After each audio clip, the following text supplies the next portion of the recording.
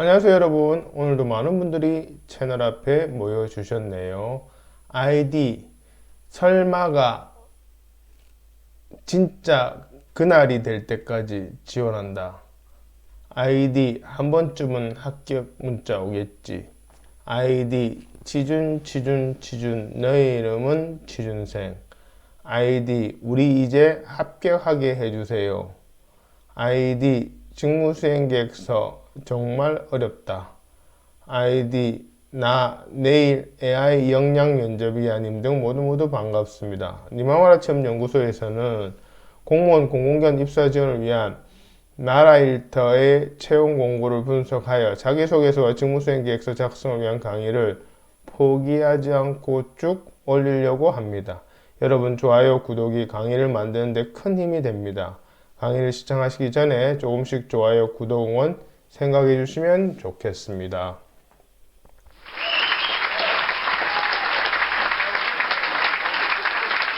오늘은 세종특별자치시 임기제 공무원 청년활동 특화 디자인 보건진료 지원에 대한 자기소개서와 직무수행계획서 강의 중 일부 순서입니다. 혹시라도 바쁘셔서 강의 영상을 띄엄띄엄 보시거나 아니면 빨리 감기로 점프하신다면 첫사랑과 헤어진 이후 최대 후회를 하시게 될 것입니다. 나는 모쏠인데요 하시는 분은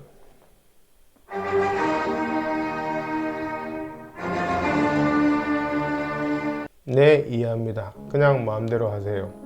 자기소개서, 직무수행계획서 작성을 위해 모집공고 분석하고 그것을 토대로 자기소개서, 직무수행계획서 작성에 적용하는 방법과 예시가 순차적으로 있기 때문에 처음부터 끝까지 달려보시는 것이 합격을 위한 피가 되고 살이 될 것입니다. 그럼 시작해 볼까요?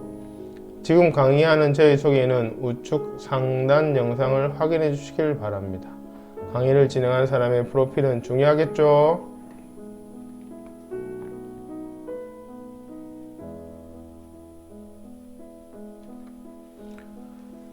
우선 채용 개요를 살펴보면 임용 예정 분야, 임용 직급, 선발 인원, 근무기간, 직무 내용 등이 명시되어 있습니다. 직무 내용은 뒤에 나올 직무 기술서에서 다시 다루도록 하겠습니다.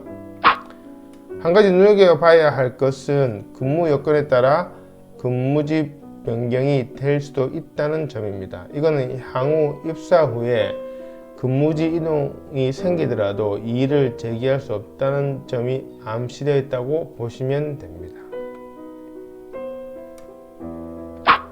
모집공고에 명시된 직무기술서는 참고서와 같은 것입니다. 그런데 대부분의 지원자들은 그냥 대충 보고 넘어가는 경우가 많습니다. 그리고 바로 이력서, 자기소개서, 직무수행계획서를 막 적으려고 하죠. 그러니 막막하거나 엉뚱하게 적는 것입니다. 모든 일에는 순서와 절차가 있고 운동을 할 때도 바로 운동을 하는 것이 아니라 워밍업 또는 몸풀기 이런 것들을 하는 이유가 여기 있는 거죠. 쉽게 설명드리면 그래서 모집 공고와 이런 직무 기술서를 첨부되는 경우에는 같이 분석하고 그리고 뒤에 말씀드릴 경력 분석 기술서를 먼저 작성한 후에 드디어 본격적으로 입사 지원서인 이력서와 자기소개서 그리고 직무수행계획서 순으로 적으시면 합격 확률이 높습니다. 그러므로 여러분들은 이 직무기술서를 먼저 꼼꼼히 살펴야 합니다. 그래서 자신이 직무기술서에 명시된 어떤 것과 부합되는지 어떤 것과는 부합되지 않은 것을 구분해서 분석해야 되겠죠. 그리고 당연히 부합되는 것 위주로 자기소개서 직무수행계획서를 작성해야 합니다. 직무기술서에 있는 주요 업무나 필요 역량, 필요 지식, 응시 등 이런 것들은 자세하게 나와 있지만 모두 만족시킬 필요는 없습니다. 당연히 응시자격 요건을 만족시켜야 되겠지만은 그런 지원자들 여기 언급되어 있는 필요 지식, 필요 역량, 이 주요 업무를 전부 해봤다 이런 지원자는 많지 않으니까 걱정할 필요 없습니다. 문제는 이것을 잘 분석해서 나하고 그러니까 지원자하고 맞는 부분만 추려서 그걸 집중적으로 부각시키면 된다는 거죠. 그럼 직무 기술서를 하나하나 살펴보도록 하겠습니다. 여기서는 시간 선택제 직무를 대표적으로 설명하겠습니다. 직무 기술서 첫 번째 파트입니다. 여기 주요 업무에 대한 직접적인 경험이 없더라도 이것이 무엇을 의미하는지는 반드시 파악하고 이해하고 있어야 됩니다. 또한 주요 업무의 공통 키워드를 정리해 두고 그것을 보면서 나의 유사 경력을 찾는 것이 중요합니다. 이런 것들을 직무 분석이라고 하는데 구체적인 설명은 강의 뒷부분에 말씀드리도록 하겠습니다. 여기서는 디자인이 가장 큰 키워드이며 그 하위 개념으로 시각, 그래프, 웹으로 보시면 됩니다. 키워드도 상위 개념, 하위 개념 이렇게 분류하면 좀 논리적으로 이해가 빠릅니다. 그래서 본인이 관련 전문 프로그램을 활용하여 이런 키워드와 관계된 직무를 수행한 점을 중점적으로 미리 정리해서 자기소개서나 직무수행 계획서에 반영하는 것이 좋습니다. 그 다음에는 필요 역량입니다.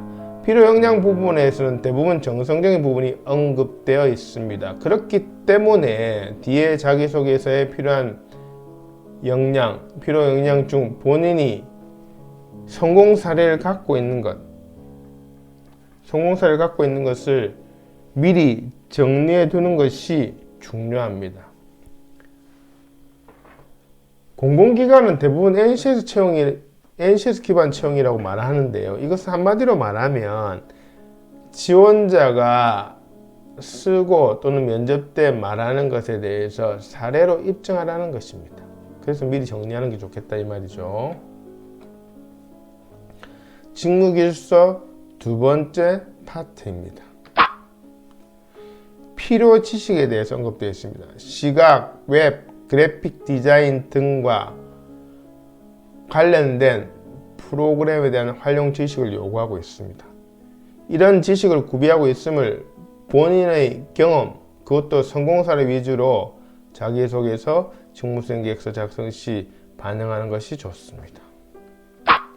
응시자격 요건은 학위와 경력에 대해서 정량적으로, 즉 숫자로 정확히 표시되어 있으니 반드시 충족시켜야 합니다. 여기서 경력에 대해서 정량적으로 명시되어 있기 때문에 조금이라도 좀 부족하면 지원하지 말아야 됩니다. 본인이 판단해서 한 며칠 모자란 건 괜찮겠지 하는 것은 오판입니다. 가끔씩 보면 그런 것들 나중에 공적 증빙 자료로 증빙해야 하는데 그것이 잘 안 돼요. 면접까지 통과하고도 입사가 취소되는 경우도 가끔씩 있습니다.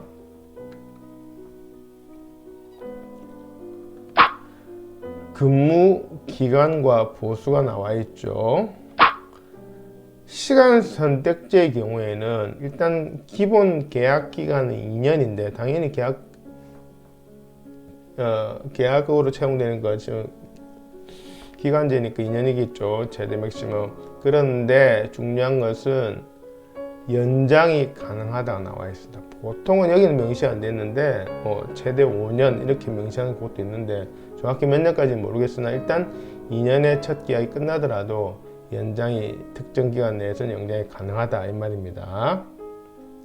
그러면 연장이 가능 안 한 한시제 임기제는 지원하지 말아야 되겠네 라는 생각을 본이 있는데 그렇게 생각하는 것도 큰 오판입니다. 이 공공기관, 일반 기업도 마찬가지지만 특히 공공기관은 그 기간이나 유사기간에 근무했던 분들, 단 몇 달이라도 근무했던 분들을 다시 쓰려고 하는 경향이 많습니다. 그래서 이 기관에서는 1년 6개월밖에 못하지만 유사 업무를 하는 다른 기관으로 다시 지원해서 경력을 늘려나가면서 계속 근무를 이어나갈 수 있기 때문에 보통 두세 달짜리 단기 계약직에도 상당한 경쟁률을 보이는 이유가 이런 것 때문입니다. 자, 시험 방법은 1차 서류 전형, 2차 면접 시험입니다. 필기 시험 없습니다. 우선 서류 전형을 먼저 확인해 보면 응시 인원의 3배수가 넘을 경우에는 3배수 이상으로 서류전형 합격자를 결정할 수 있다고 되어 있습니다. 만약에 한 명 뽑으면 3명 이상, 4명도 좋고 5명도 좋고 임의로 서류전형을 통과시킬 수 있다고 나와 있습니다. 이제 서류전형을 어떻게 검토하느냐에 대해서 이렇게 명시된 부분을 보면은 자기소개서 직무수행계획서의 우수성을 먼저 보고 그 다음 관련 분야 근무 경력, 기타 관련 분야 우대상, 자격증, 연구실적 이런 것들을 반영한다고 나와 있습니다. 그 말인즉슨 자기소개서 직무수행계획서가 비중이 제일 높다는 뜻입니다. 간혹 보면 자기소개서는 본인이 임의로 쓰고 직무수행계획서만 컨설팅을 요구하시는 분들이 계신데 이것은 큰 잘못입니다. 제가 왜 큰 잘못이나 하냐면 자기소개서와 직무수행계획서 첫째 연결되어 있습니다. 쉽게 말해서 이력서는 본인이 당연히 적겠죠. 그리고 자기소개서도 본인이 적었단 말입니다. 그런데 이제 그런 거 색깔을 노란색이라 가정한다면 직무수행계획서를 전문가의 도움을 받아서 뭐 적는다. 특히 대필을 해버린다. 이렇게 되면은 색깔이 전혀 다릅니다. 그래서 자기소개서는 노란색인데 직무수행계획서는 빨간색이다. 이렇게 하면 어떻게 되겠습니까? 색깔이 구분하기 때문에 금방 대필인지 표현하겠죠. 예. 그래서 니마마라 취업연구소에서는 모집 공고와 지원자 이력서를 먼저 분석하여 자기소개서와 직무수행계획서 작성법에 대한 컨설팅을 합니다. 그래서 작성법을 배운 거기 때문에 적기는 본인이 기본적으로 적습니다. 물론 추후에 제가 첨삭은 해드리지만 본인 생각 위해서 그렇기 때문에 받아보시면 본인이 쓴 것처럼 됩니다. 그래서 많은 분들이 합격, 제가 말씀드리는 합격은 최종 합격을 말씀드리는 겁니다. 예. 최종 합격자를 많이 배출해 왔습니다. 그 다음으로 면접 전형을 보면 공무원으로서의 정신 자세를 가장 먼저 본다고 언급되어 있습니다. 1번을 해놨죠. 그 다음에 전문 지식과 그 응용 능력 등 이런 순서로 나가는데 이런 질문에 대해서 이제 중점적으로 예상될 것 같습니다. 그래서 자기소개서 직무수행계획서에 그와 관련된 내용을 미리 적어 둔다면 지원자는 훨씬 면접 준비하기가 편하고 준비된 질문, 즉 흔히 말하는 예상 질문이라죠. 그런 거를 면접장에서 봤기 때문에 당연히 예상 질문을 예측했다면 예상 답변도 적었겠죠. 예. 그래서 답하는데 거리낌이 없다 이 말씀이죠. 따라서 자기소개서 직무수행의 작성 시는 최종 면접을 바라보면서 작성해야 합니다. 그래서 더더욱 대표를 맡기면 안 된다는 이유가 여기 있는 겁니다. 예. 남의 생각을 남이 적어준 것을 운 좋게 서류전 통과해서 면접 때 그걸 외워서 발표한다? 흥감생심입니다. 면접 해보신 분들은 잘 아시겠지만 본인의 생각도 본인의 경험도 긴장하면 잘 이야기가 안 나옵니다. 특히 직무수행계획서에 관련된 부분은 집중도가 없는 경우도 많기 때문에 반드시 본인 힘으로 적는 것이 중요합니다. 물론 적는 법을 배워서 자, 이런 평정시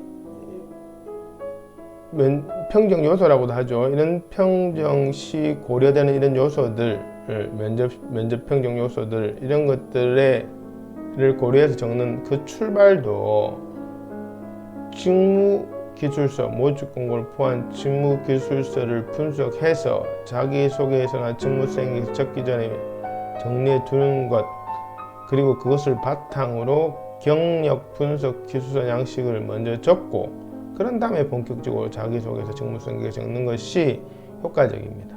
이에 대해서는 강의 뒷부분에 다시 자세히 설명드리도록 하겠습니다.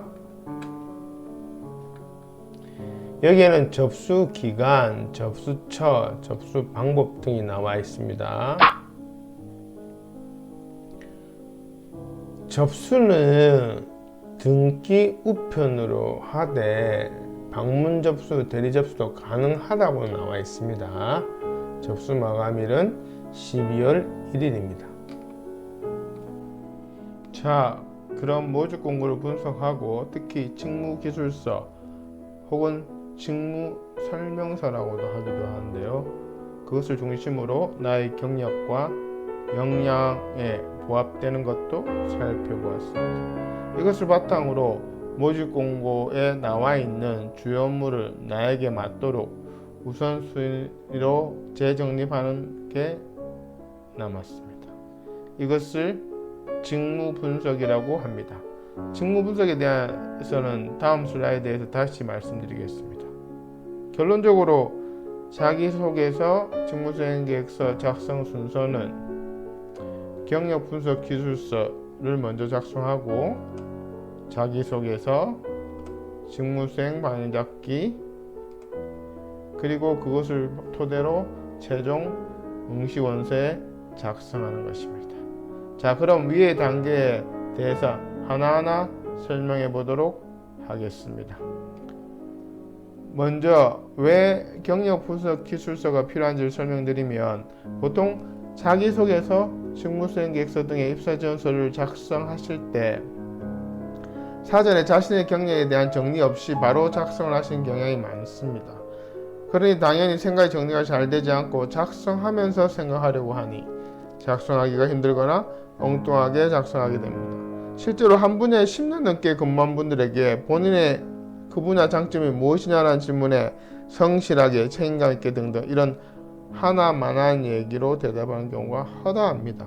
그것은 역량이 없어서라기보다는 자기소개서, 직무수행계획서 등의 입사지원 서류 적기 전에 사전 준비 작업이 되어 있지 않아서 그렇습니다. 본격적인 경기에 앞서 준비 운동을 하는 것과 같은 원리라 생각하시면 됩니다. 그럼 경력 분석 기술서의 용도를 중심으로 좀 더 구체적으로 알아보겠습니다. 첫째, 나의 경력을 모집 공고에 맞춤형으로 생각을 정리하는 것입니다. 둘째, 모집 공고를 통한 나의 직무수행 우선순위를 정하는 것입니다. 셋째, 모집 공고의 주요 업무와 나의 상세 업무에 대한 매칭입니다. 앞서 자기소개서, 직무수행계획서 작성 순서에서 언급해드린 직무 분석과 경력 분석 기술서 작성이 왜 중요한지는 우측 상단에 직무수행계획서 컨설팅 3탄의 일부를 꼭 시청 바랍니다. 니마마나 체험연구소 유튜브 채널의 동영상 목록에 보시면 동영상이 나와 있습니다. 네 번째로 성공사례 적기입니다. 이 부분에 대해서는 프로그램 활용법과 함께 다음 슬라이드에서 설명드리겠습니다. 그럼 성공사례 적는 게 왜 중요한지 말씀드리겠습니다. 우선 나의 강점을 정리하는 데 도움이 됩니다. 성공사례를 정리하다 보면 자연히 이 주요 업무 밑에 속한 상세 업무에서 나의 강점이 무엇인지 정리가 됩니다. 그래서 지원자의 업무상 강점에 대해서 구체적이면서 변별 있게 기술하게 됩니다. 그 다음으로는 강점에 대한 근거 제시가 됩니다. 강점만 기술에 놓으면 진정성이 떨어집니다. 그것을 입증할 만한 근거를 반드시 제시해야 하는데 그것이 바로 성공 사례입니다. 마지막으로 모든 공공기관의 채용 심사 기준인 NCS 기반에 부합됩니다. NCS 기반이란 한마디로 사례적기입니다. 성공 사례 적는 법과 예시는 다음 슬라이드에서 소개하겠습니다. 자, 그럼 성공 사례 적는 법에 대해서 설명드리겠습니다. 성공 사례를 적기 위해서는 그냥 막 적는 것이 아니라 틀이 필요한데요. 그 틀을 프로그램이라고 부릅니다. 니마마라 체험연구소에서 컨설팅을 의뢰하시면 자기소개서와 직무수행계획서 작성을 위한 주제별 프로그램을 만들어서 제공합니다. 물론 그것에 대한 활용법도 설명드리고요. 여기서는 성공사례 적는 프로그램 중 가장 간단한 것, 흔히 말하는 스타 원칙에 입각하여 만들어 놓았습니다. 지원 직무 및 작성 분량에 따라 더 구체적이고 다양해질 수가 있습니다. 프로그램은 문장들로 이루어져 있고 지원자가 작성해야 할 부분은 땡땡으로 표시되어 있습니다. 땡땡 부분만 지원자가 작성하시면 됩니다. 나머지는 면접관에 가장 빠르고 정확하게 어필되기 위해서 틀을 잡아 놓은 것이니 절대 건드려서는 안 됩니다. 오른쪽에는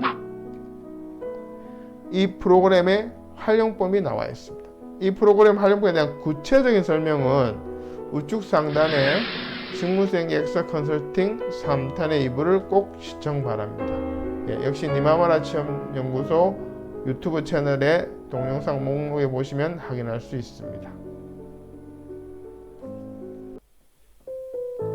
니마와라 취업연구소에서는 맞춤형 컨설팅으로 작성을 도와드리겠습니다. 자기소개서, 직무수행계획서 작성을 도와드리겠습니다. 세종특별자치시 임기제 공무원 청년활동 특화 디자인 보건진료 강의 2부도 기대해주세요. 구독, 좋아요 부탁드립니다. 고맙습니다.